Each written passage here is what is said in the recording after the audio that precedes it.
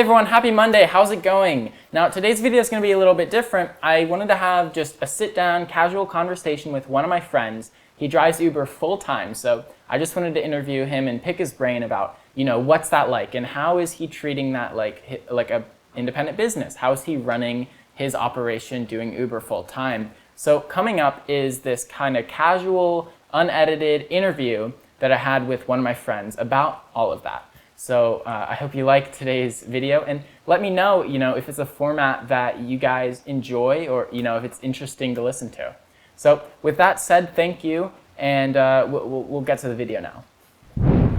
Hey everyone, I'm Bruce Bradbury. Today we're gonna be starting kind of podcast style talks. Today I'm gonna be talking to Calvin, my friend Calvin Betts. Hey everybody. About Uber. He does Uber a lot, right? Primarily it's like what you're doing right now, like full time, right? That's my only job right now is driving for Uber, yeah. That's great. And where are you driving Uber? You're down in Phoenix, right? Yeah, I actually live in Buckeye, which is probably about 35 to 40 minutes west of Phoenix.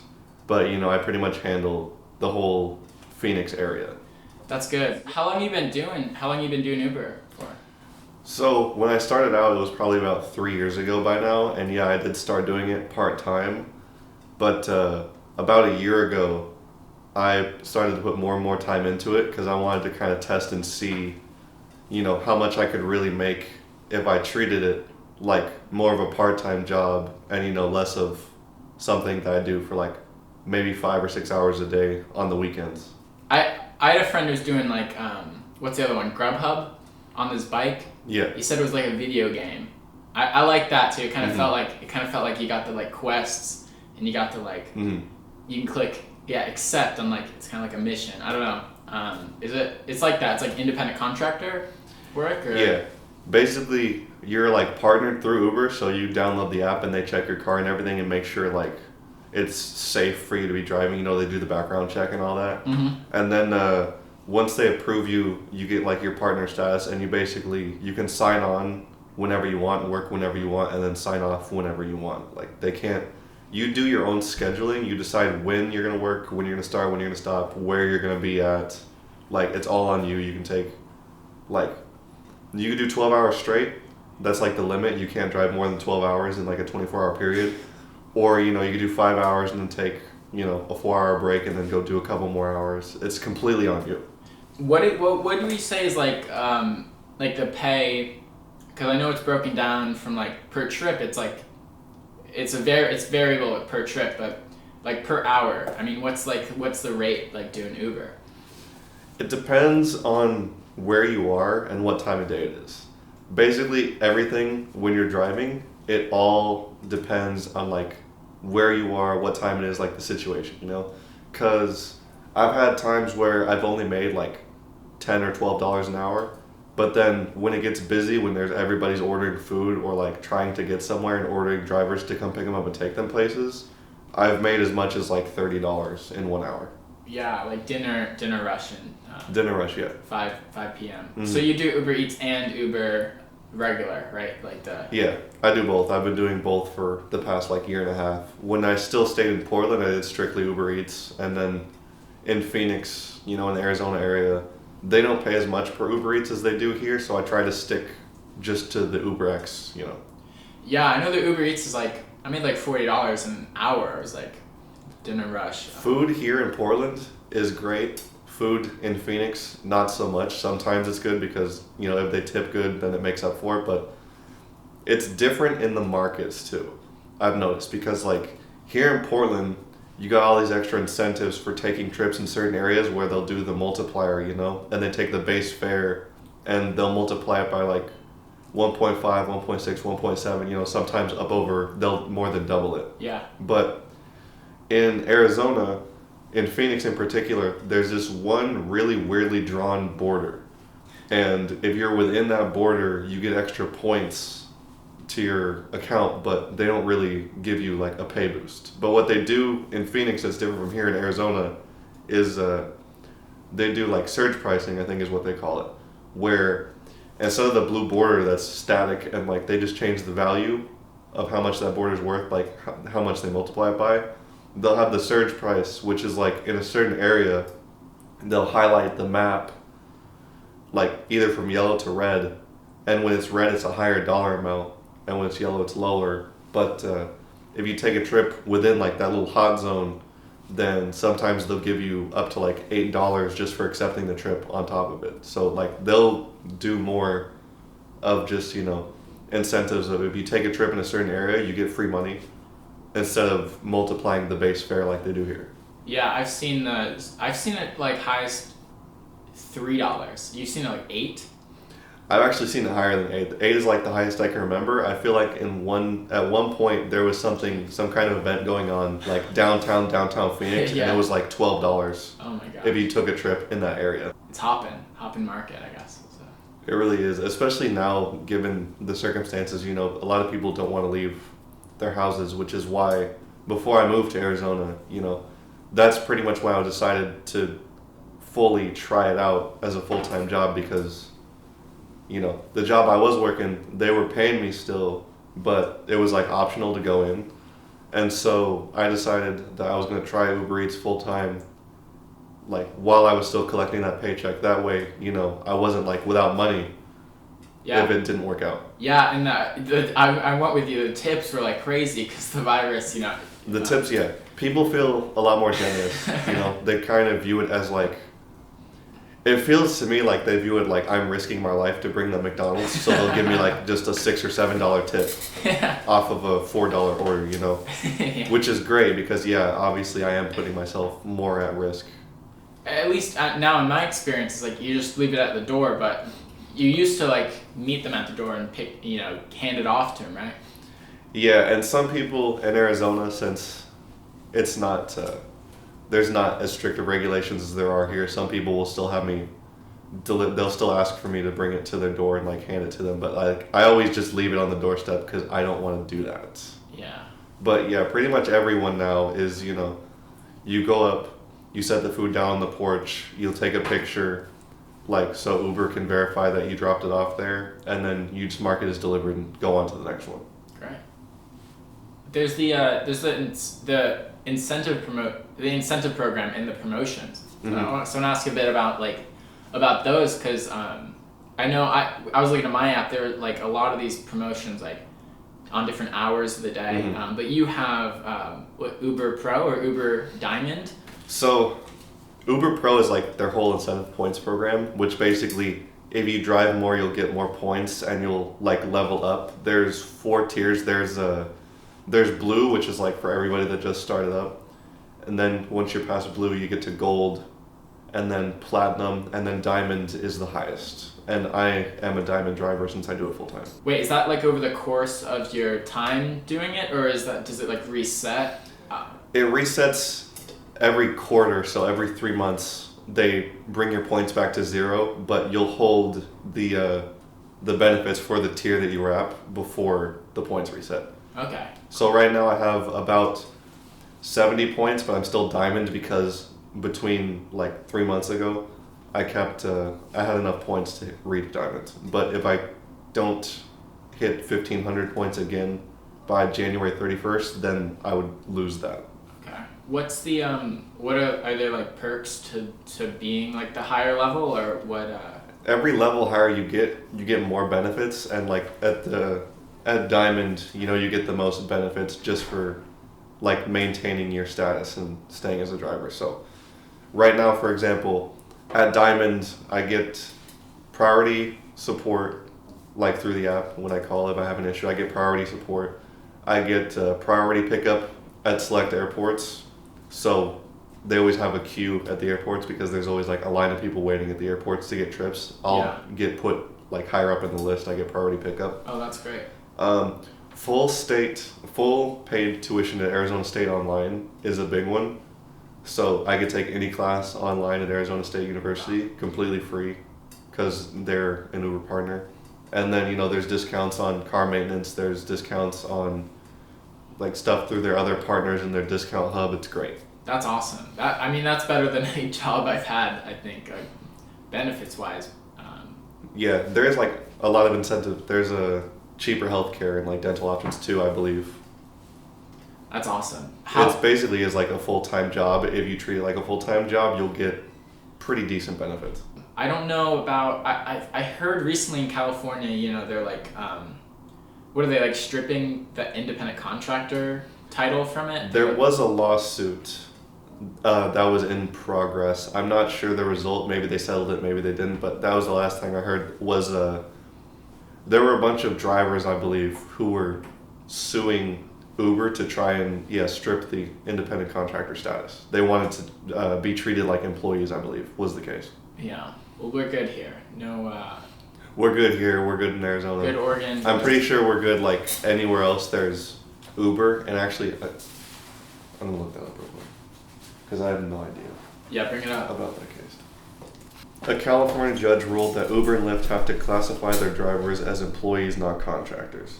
They'll have to treat California drivers as employees rather than independent contractors. The two companies were sued by the California Attorney General to enforce a new labor law passed earlier this year by the state that requires gig workers to receive the same benefits and treatment as employees.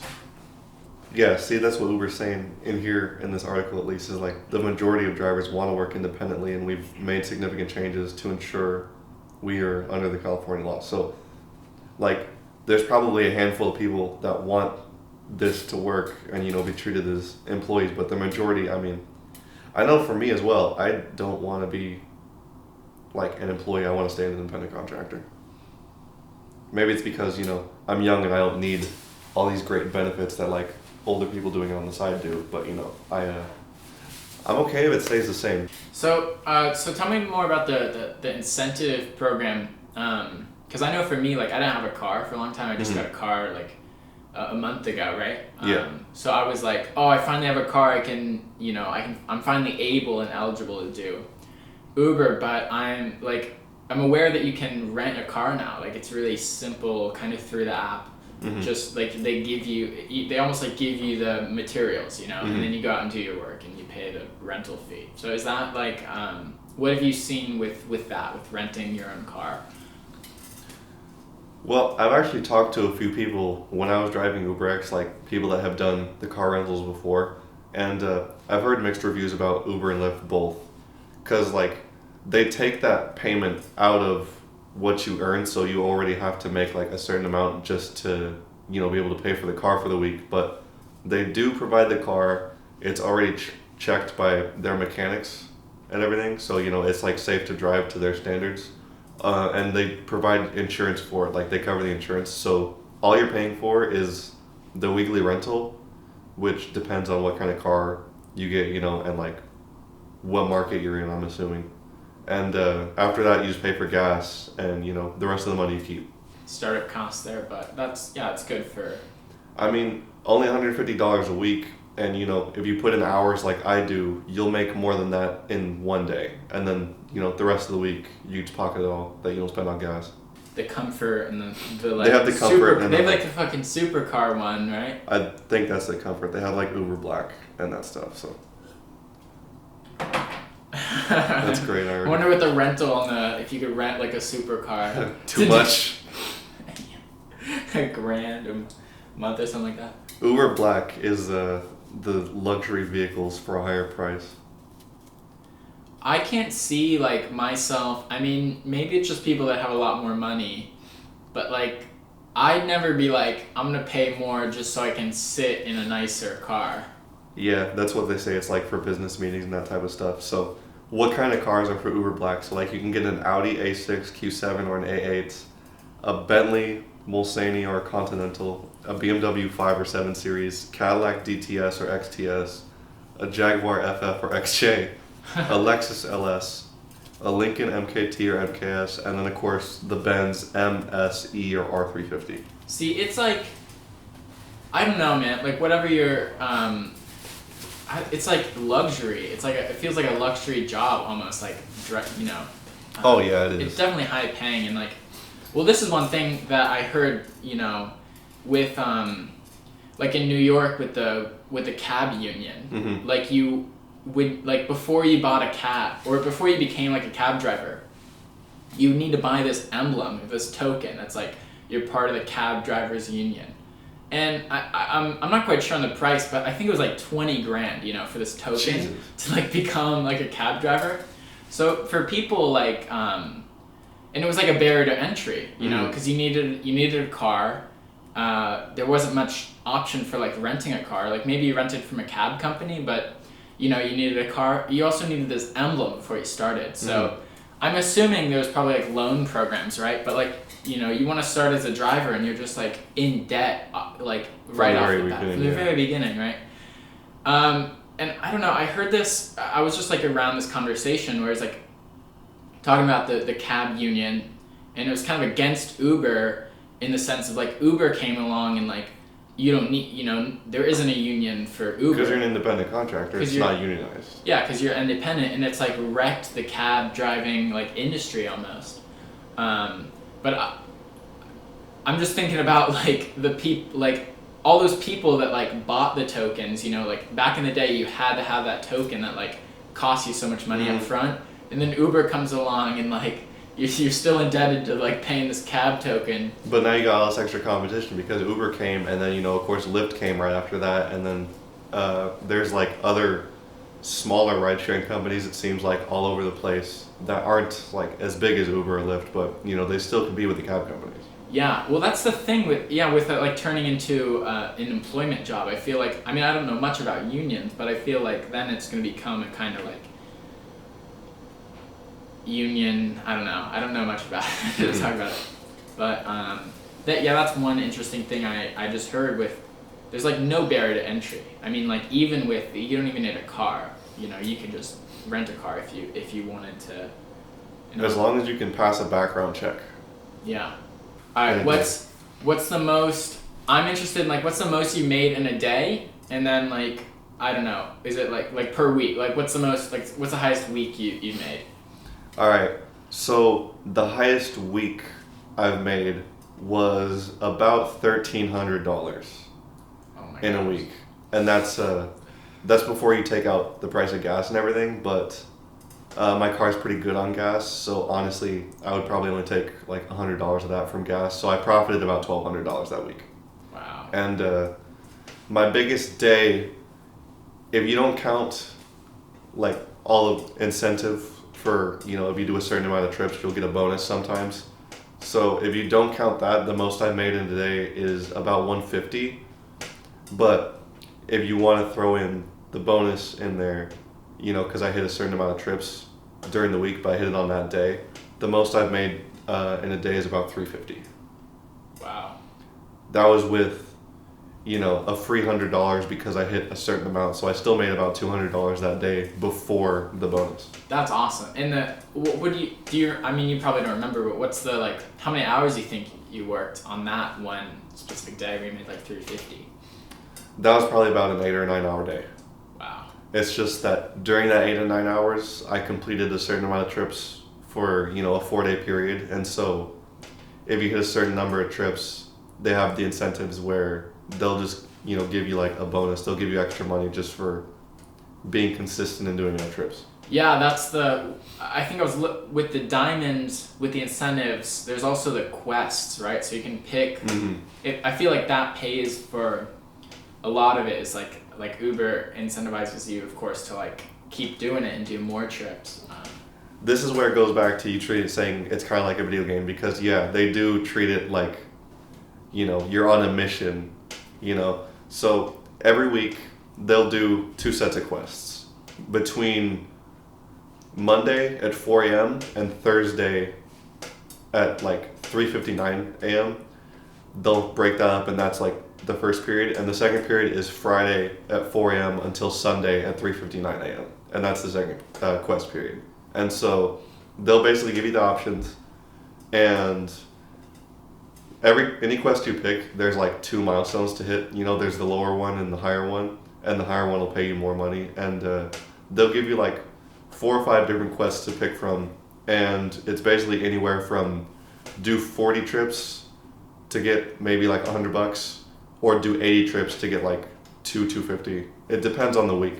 Yeah, so you can kind of pick like which. Dang, that is cool. Yeah, I feel like video games have geared me. Like I played video games a lot as a kid. I still do a little bit now, but like it's geared me to like the real world now. It's like everything's shaped like a video game. I like that. It's kind of cool. it's a rush too. I don't know, when I've only done like 10 trips, but like I like it. Like I'm going out and trying to do the trip fast, and it's fun. They're smart when they do it too, because if you're in a high traffic area, they'll always send you one before you're done with the one you're on. So it's like, go over here, go over there, go over there. Yeah, that's what I've gotten. Yeah, it's like I'm like on the street, I'm about to deliver the last order, and then I get another ping for the next. It's great for two reasons, really. Because for one, obviously you're making more because you're not taking a break, and for two, you don't really pay attention to the time, because every time one pops up, you just reach over there, you hit accept, and like you're on to the next one. There's no downtime where you're sitting there like, do I really want to be in my car waiting? Maybe I want to go home, maybe I want to go to the store, get food or whatever. They keep sending you trips. Yeah. And then it makes it more like, okay, cool, let's go. Okay, cool, let's go. Right. Yeah, because at the beginning I'm like waiting in my car for 15 minutes, like waiting for an order to come. But once you get that first order, it's like nonstop. Yeah, it feels like they definitely start feeding you stuff. And I think when I was like not accepting, the first trip I did was like $3 because I was like, oh, this is fun, I just got the app, I just got accepted. So I was like, it's a $3 order, I'm going across town. I probably spent like a half an hour on it. I texted you too, I was like, look at this $3 order I did. I made like $6 an hour. That was like my hourly rate. But I just don't even, when they pop up and it's like order for $6. I like anything under 10. I've been just like not picking, so I'll like cancel it. I feel like the app like it intuitively like detects that I'm doing that, because I find that it like sends me less orders after after you decline 2, it like takes you off. Yeah. Normally if you decline 2 or 3, it'll ask you like, do you want to stay online or do you want to go offline? Okay, so with the quests and the incentive program, tell me a bit more about the points system. Like, how does that work? Break it down for me. All right. So like I was saying earlier, there's 4 tiers, and you get those tiers based off of how many points you have. And so you'll get anywhere from, I believe, 1 to 5 points per trip, and just like how much you earn, like money-wise, how many points you get kind of depends on where you are and what time of day it is. Sometimes in certain areas they'll have incentives where you get more points, and during busier times they'll usually give you like 3 or 5 points just for being in a busier area, like outside of the border as well. And so basically, the way it works is, if you get a certain amount of points, you rank up all the way until Diamond, and Diamond is, I believe, like 1,500 points in a given quarter. But on top of that, you need to watch out for your acceptance rate, your decline rate, and your cancellation rate, and also your star rating. So if you're below a certain star rating, or if you decline a certain percentage of your trips, or if you accept and then cancel a certain percent of your trips, they won't rank you up. You have to be within a certain range for each of them. Like in good standing. I believe it's like, if you cancel less than 5%, and if you decline, no, that's backwards. If you cancel less than 2% and decline less than 5%, and you have to have 4.85 as like your average star rating, and then you're in good standing, and then as long as you have the points, it'll rank you up, and you'll get all the benefits. That's great. I know, I've been thinking like, I'm really inspired, to just like go out and do Uber. It sounds like, I don't know, better income for like, me, but do you know anyone else that's doing Uber? I know for a lot of people it's like the job, is also like the people you work with, and of course you're just like in the car, so you're not, with other people, but like do you have like, I guess like a community or like group of people that do Uber as well, or is it you're just on your own? You're kind of on your own. I know I have some friends that have driven for other rideshare services, or even like Postmates and that, at least in Arizona. But especially when you're doing food, you'll walk in and you'll see other drivers with their phones out waiting for orders too. And like sometimes it's nice to talk to them, because they're, in a way, they're kind of your coworkers, even if, I'm driving for Uber Eats and I'm talking to some lady who's driving for Grubhub, like it's the same type of work. So in a way, there's that community in that sense, even though you're not working with people Yeah. like the whole time. I was delivering downtown and I had to go into one of these high rises, which is like awful because like you're in the just meet me outside. But I'm like waiting at the door, and there's this other guy, I think he's Uber Eats, and he's like punching the numbers to like call up, and like they're not answering, like they never answer, it seems like. And I just say to him like, man, I hate these buildings. I hate going up here, these buildings. Yeah, it adds like 10 extra minutes to you. I like doing like the suburbs where you're just like throwing it, or not throwing it, but just right. Like, just run up, like set it down on the porch, take off. Yeah, take off. Yeah, but that's fun. Yeah, it's kind of relatability there. That's probably one of the most frustrating things is like, other than doing Uber X when I have to wait 10 minutes for somebody to come out because I got there like, and they weren't expecting me to get there that quickly, which I mean, I get it, that happens. Especially right now, there's not as many Uber X drivers because of the pandemic. So it seems like the market's a little bit, there's not as many drivers out. But when it comes to delivering food to apartment complexes especially, I know you have trouble with the high-rise buildings out here, but in Phoenix, especially downtown, it seems like every apartment complex is inside this little gated community, right? So there's the pin pad to open the gate to get in the complex, and then I gotta go find the building after that. But you'll be surprised how many people don't leave me the pin to open the gate to get in. Like, I have to either sit there and wait for them to answer the phone and tell me, or I'll pull in and like hope that please don't let there be a gate, because there's a few that don't. And then of course there's the gate there, and then a car comes up behind me and I'll just do a quick loop and get behind them so that once they open the gate I just follow them in. Oh jeez. It's that, and then I know you've probably had this problem here too, because I had this problem a lot in Portland before I left. They'll give you the address, but it's the address of the complex, not the building number or the apartment number. And so then you have to call them and try to get a hold of them to see which building and which apartment they're even in, because you're just in this huge complex with no idea where you're going. Like, where are you? Yeah.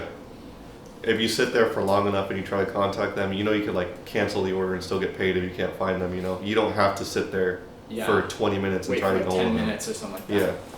It's like you call them and I think it starts a timer, and basically you call them and you go into the app and you say you can't reach the customer, and then Uber will try to contact the customer as well, and then I believe it's like a 5 or 7 minute countdown, and at the end of that you can cancel the order and you still get paid for it, and that way you're not still held up any longer than you already are, at least. But I like the rush of it, like comparing hourly employment to independent contractor. Like the rush of like, if I do this faster, driving safely, but if I do this faster, within reason. Yeah, within reason, within my independent contractor work, then I'm like increasing my hourly rate.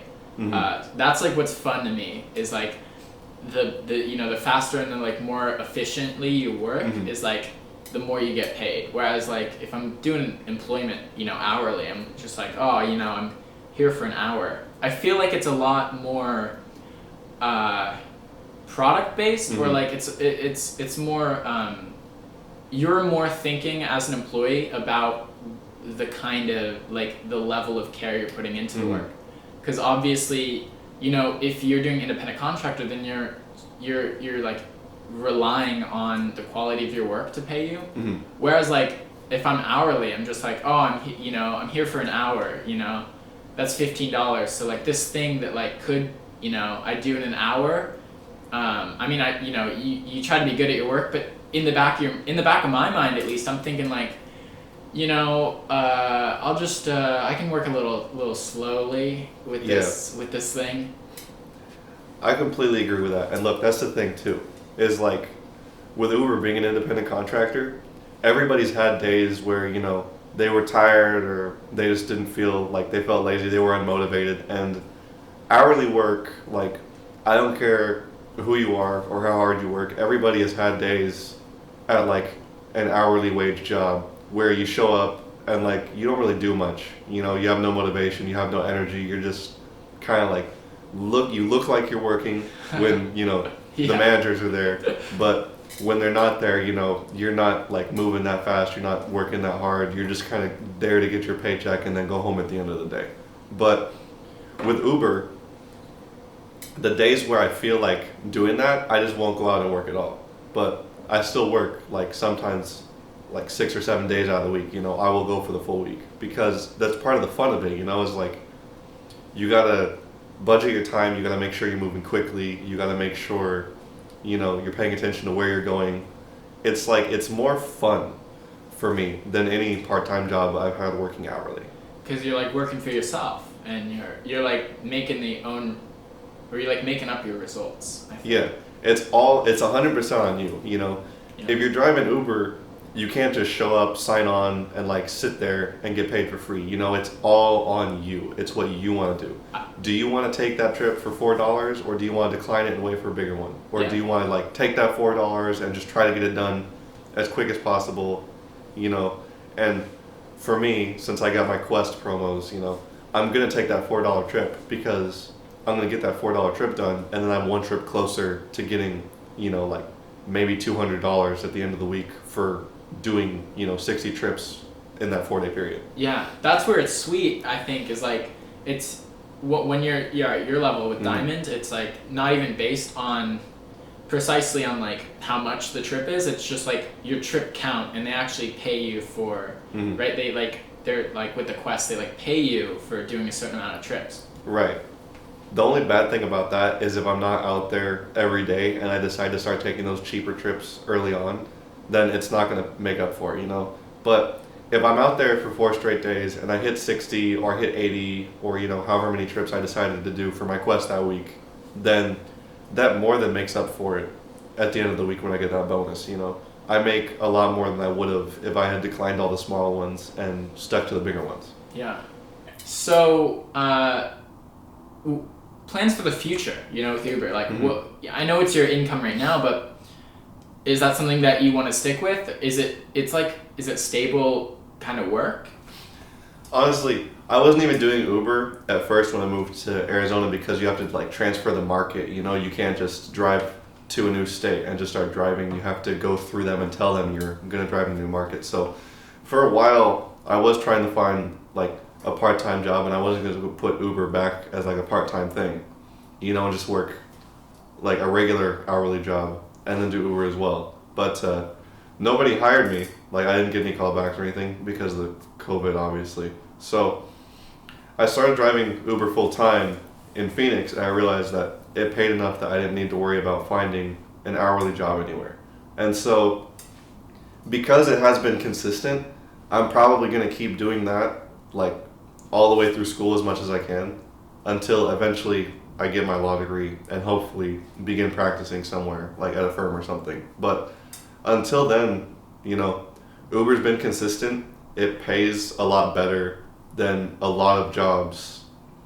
Like unless I go somewhere and use my college degree to get a job, it pays a lot better than pretty much anything else I would be able to find, at least at a starting position, So I'm gonna keep doing Uber pretty much as long as I can. Yeah, that's awesome. Well, I'm definitely, I think, gonna jump more into it than what I've been doing. I did like a few hours here and there, but you should just see if you can just find enough time to take maybe a week, maybe just do 30 hours through the week, like around the busier times, and just see how much you make, and then you could play with it from there, because a lot of it is about trial and error. You need to figure out where the best places to be are, and you need to figure out the best times to be in those places to where it's high traffic. Yeah. And of course, it's different for every market. So your better times are going to be different than my better times in Phoenix, and wherever else Uber is, whatever other states, whatever other cities. You really got to just figure out, for one, does it pay enough to do it full time? And for two, okay, it does pay enough to do it full time. Where do I need to be to make that kind of money? Because if you're driving at like 10 in the morning in Arizona where I live, you're not going to make a lot of money. I don't start making anything really until about 3 or 4 p.m. That's when I start to have those hours where I'm making over $20 an hour. If I start before that, I'm doing it strictly to get the trips done, to get closer to my bonus, because for those like 2 or 3 hours before 3 o'clock that I'm driving, if I start at noon, I'm only gonna make maybe $30 in that 3-hour window. Yeah. It's all about where you are, when you're online, and like where you end up. Okay. Well, really, really fascinating stuff. Thanks for being on my. I don't know. Maybe I think we're talking about doing more in the future, but our podcast. Thanks for doing this and talking about something interesting. Thanks for having me. I look forward to being on your podcast more in the future. Okay, sweet. Well, thank you everyone for watching, and Calvin Betts. I don't know. The announcers, they're like, say the name again. Mm-hmm. That's it. Okay, you just finished an episode of Dateline. I was kidding. All right, thanks everyone. See ya.